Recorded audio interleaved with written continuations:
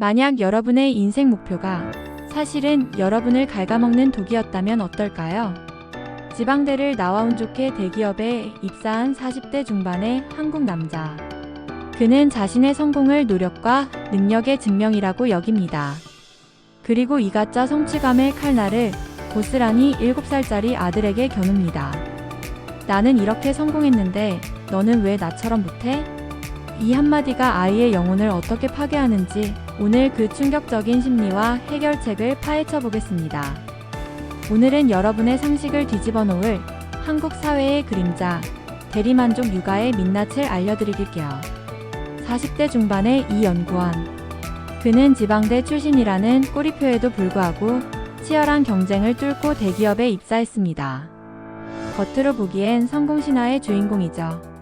하지만 그의 마음속 깊은 곳에는 가짜 성취감이 뿌리내리고 있습니다. 그의 성공은 노력의 결과이기도 하지만 끊임없이 주변의 시선과 비교를 통해 얻어진 조건부 만족에 가깝습니다. 그는 늘 불안합니다. 내가 이 자리에서 밀려나면, 사람들이 내 배경을 알게 되면, 이 불안을 잠재우기 위해 그는 자신의 성공이라는 타이틀을 끊임없이 남에게 그리고 자신에게 증명해야 합니다. 마치 나는 운이 좋았던 게 아니라 원래 능력자였다고 외치듯이요. 이 불안한 자존감은 보상적 우월감이라는 심리로 이어집니다.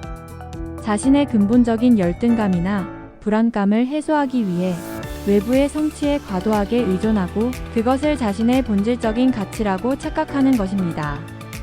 이 우월감을 유지하기 위해 그는 주변의 모든 것을 자신의 성공 공식에 끼워 맞추려 합니다. 그리고 그 가장 만만한 대상이 바로 7살짜리 아들입니다. 이 연구원에게 7살 아들은 분신이자 프로젝트입니다. 아들이 더 완벽한 나가 되어서 자신이 채우지 못했던 학벌이나 능력의 빈틈을 메워주기를 바랍니다. 이것을 심리학에서는 대리 성취라고 부릅니다. 그는 아들에게 요구합니다. 아빠는 지방대 나왔지만 너는 명문대에 가야지. 아빠가 이만큼 힘들게 벌었는데 너는 아빠보다 더 잘 돼야지. 이 말들은 겉으로는 사랑과 기대처럼 들리지만 실상은 아들의 삶을 자신의 불안을 해소하기 위한 도구로 사용하는 것입니다. 자녀의 성취가 자신의 성취로 둔갑하는 순간 아이는 한 명의 독립된 인격체가 아니라 아빠의 자존감 강화제가 됩니다. 아들의 행동 하나하나, 시험 점수 하나하나가 아빠 자신의 가치를 측정하는 점수판이 되는 셈이죠. 아들이 기대치에 못 미칠 때 이 연구원이 느끼는 감정은 실망이 아니라 배신감과 분노입니다. 내가 너를 위해 얼마나 희생했는데 감히 내 노력을 헛되게 해. 이 분노는 사실 나의 완벽한 자아 프로젝트가 실패했다는 자신에 대한 실망을 아이에게 투사하는 것입니다. 이 투사된 분노가 바로 아들을 갈구고 손찌검하는 아동학대로 이어지는 심리적 기제입니다. 7살 아이는 아버지의 압박 속에서 어떤 영향을 받을까요? 가장 치명적인 것은 자기 효능감의 파괴입니다. 자기 효능감이란 내가 어떤 일을 해낼 수 있다는 스스로에 대한 믿음입니다. 아빠가 끊임없이 너는 이것밖에 못하냐, 이건 당연히 해야 하는 거다라고 말하고 결과가 아닌 아빠의 기대치에 못 미쳤다는 이유로 체벌을 당하면 아이는 자신의 노력과 능력이 아무 소용없다고 느낍니다. 나는 아빠가 원하는 사람이 될 수 없다. 나는 실패자다라는 인식이 깊이 뿌리내립니다. 이러한 환경에서 자란 아이는 크게 2가지 방식으로 반응합니다.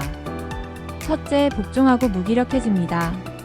스스로 생각하고 행동하는 것을 포기하고 그저 아빠의 지시에 따르는 수동적인 아이가 됩니다. 둘째, 만성적인 불안과 분노를 내재화합니다. 이 분노는 나중에 학교나 사회에서 통제되지 않는 공격성이나 또는 자기 자신을 향한 우울감으로 표출될 수 있습니다. 쉬운 비유로 설명하자면 이 연구원의 아들은 태어날 때부터 아빠가 깔아놓은 점수만 주는 트랙 위를 달리고 있는 것입니다. 트랙 밖으로 나가려는 순간 아빠는 아이를 잡아채 트랙으로 던져 넣습니다. 이 아이는 평생 자신이 원하는 방향이 아닌 아빠가 원하는 성공이라는 목적지만 바라보며 삶의 진정한 기쁨을 느끼지 못하게 될 위험에 처하는 것입니다. 그렇다면 이 악순환의 고리를 끊으려면 어떻게 해야 할까요? 핵심은 아버지의 성공 개념을 재정립하는 것입니다. 해결책 1. 조건부 사랑에서 벗어나기. 이 연구원은 아들이 무엇을 잘해야 사랑받는다고 착각하고 있습니다. 아들에게 너는 내 존재 자체로 소중하다. 내가 뭘 하든 아빠는 너를 사랑한다는 메시지를 진심으로 그리고 일관되게 전달해야 합니다. 가장 쉬운 방법은 결과가 아닌 과정 칭찬입니다. 점수가 높아서 좋다 대신 내가 이렇게 열심히 노력하는 모습이 아빠는 자랑스럽다라고 말해야 합니다. 해결책 2. 자기 객관화와 인생 목표의 분리. 이 연구원은 자신의 불안정한 자존감을 직시해야 합니다. 대기업 직함, 연봉, 학벌은 나의 일부이지 나의 전부가 아닙니다. 이 불안을 전문가와의 상담을 통해 해소하고 아들의 성공이 자신의 성공이라는 착각에서 완전히 벗어나야 합니다. 아들의 인생 목표와 나의 인생 목표를 분리하는 것이 건강한 아버지 역할의 시작입니다. 해결책 3. 진짜 아버지 역할 배우기.